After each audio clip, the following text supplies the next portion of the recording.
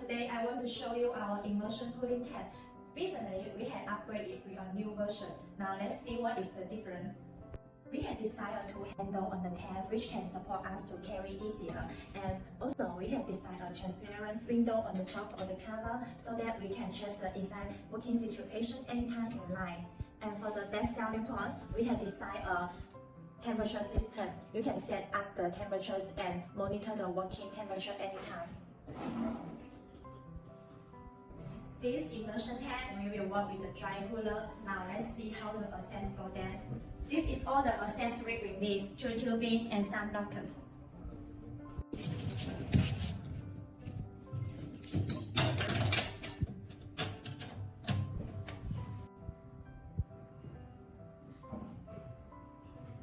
Now we have completed the accessible list. This is the oil in and this is the oil out. There is circulation by these two tubes. So this is all our complete system for the single unit immersion cooling box.